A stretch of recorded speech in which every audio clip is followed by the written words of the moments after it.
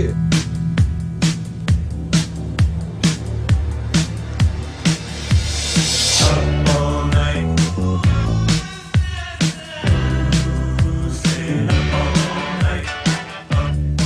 What's up? Welcome back to the Mantry podcast. I'm Reggie, a co-founder at Mantry. We are teaching you how to cook better, helping you learn how to cook better.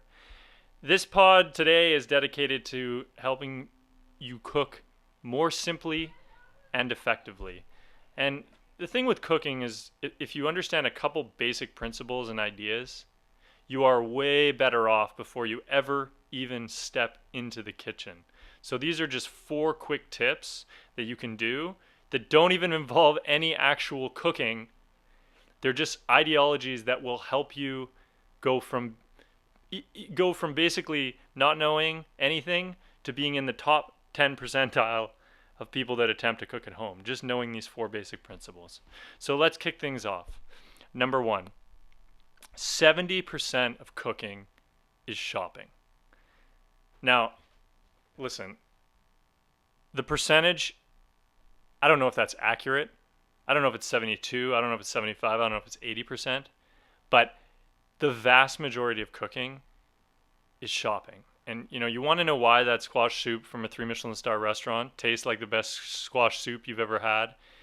It's because it started with the best damn squash grown by somebody who really, really cares about growing squash. If you start with tomatoes from the farmer's market or fish from the docks or butter from some hipster wearing gumboots in Vermont, you will make delicious food. This is so simple and it's always overlooked. Basically, if you just focus on making your raw ingredients as good as possible and not fussing them up too much, your food will taste amazing. So shop at the farmer's market. Overpay for those tomatoes. And even if all you're doing is putting a little bit of salt and a little bit of balsamic vinegar on the tomatoes, it'll still taste better than going to a supermarket and buying a bunch of different ingredients and putting them all on the plate. And a great quote that I love is from Tony Matuano from Spiaggia in Chicago, which is a great restaurant. I mean, he sums it up perfectly. He says, if you keep it simple and buy ingredients at a farmer's market, the food can pretty much take care of itself. Do as little as possible to the food. Consider leaving out an ingredient and relying on instinct. I have nothing to add to that. So 70% of cooking is shopping. Focus on just getting great raw ingredients and the food takes care of itself. Number 2, the idea of assembly versus cooking. This is such a crucial point, and a lot of people don't really understand this, that, listen, cooking isn't necessarily all about temperatures and oven control and finesse. A lot of great food is just assembled. And if you can assemble IKEA furniture, maybe that's a bad example because sometimes that can get way more complicated than food ever does, but you can basically assemble a salad. I mean, it's not so much cooking as it is placing ingredients on a plate when it comes to great salads a lot of the time, or, a lot of cold appetizer dishes. And one of the key tips for when you're cooking for somebody else is take the pressure off yourself and start with something cold.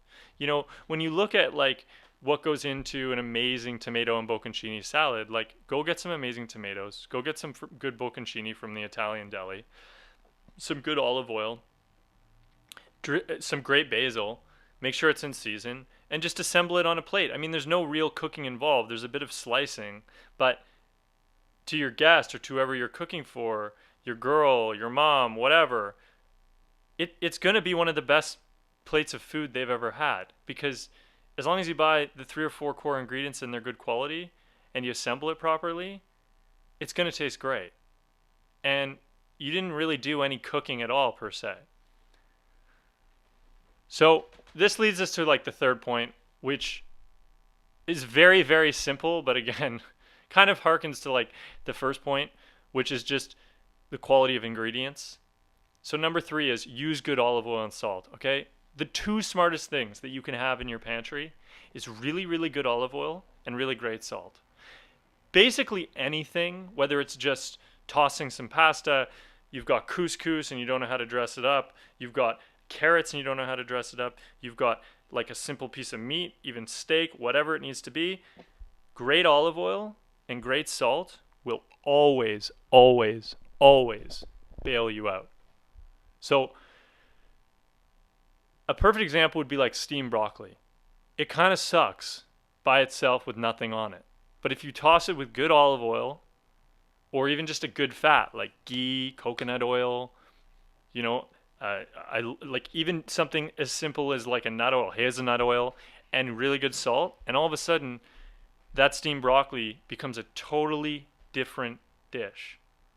You know, some of the salts we recommend, Maldon salt, fleur de sel, these are finishing salts. Olive oils, anything from Spain. There's Arbequina olive oil if you want to get into it. California olive oils are great. Yeah, it's going to cost you, you know, maybe 15 or 20 bucks for a bottle of olive oil, but believe me, like the difference between spending 15 or 20 bucks on a bottle of olive oil versus a bottle of wine, you're going to get about 20 uses out of the olive oil and you're going to get one night out of the wine. So it's a great investment and it's going to make your food taste fantastic. The fourth is sort of an abstract concept, but it actually comes from authors, and it is one of sort of the 5 core principles of being a better chef or cook, and it's cook to be eaten. You know, there's a saying in writing that you should write to be read. And what that means is you have to think of your audience. So the simplest path to making delicious food is understanding what the person you are cooking for loves to eat. And how do you do this? You do this by asking this question: what's your favorite dish? Or what vegetable would you take to a desert island? Or, you know, what do you reach for when you're in the fish aisle? Get this information from whoever you're cooking for and tailor what you make to them. And so few people do this. It's like 5 seconds of a little bit of, you know, a survey, and it'll completely put the chances of you being able to satisfy this person, impress them, whatever it needs to be. It'll make your probability of it go through the roof. So ask them what their favorite dish is or what their favorite foods are. Get that info. You know, too many people start blind. You know, and if you find out that John or Joni is obsessed with parsnips, you know, and or they can't get enough of buffalo burgers, start there. And if you're cooking for yourself, ask the same question. People don't even do this for themselves. They don't sit back for 1 second and go, wait a minute, like when I think about the best meal I had in 2016, what was it? Maybe I should try and make it. You know, your probability of pleasantly surprising yourself will go up 10x. So cook to be eaten, which basically means think about who you're cooking for and adjust what you're cooking to what those people like. That's it. That's it for today. Those are just some tips to help you cook more simply and effectively. We didn't even pick up a pan today, but I guarantee you walked away a little bit better equipped to cook better. And that's what the podcast is about. So thank you very much for joining us, for joining me. You can find this. We're going to have it up on YouTube. We're going to have it on SoundCloud. And then we're going to also have, we'll set up an Apple iTunes account and all that down the road. But for now, we're getting these up there, getting them started. If you like it, share it, but we appreciate you joining in on the action today. Thank you.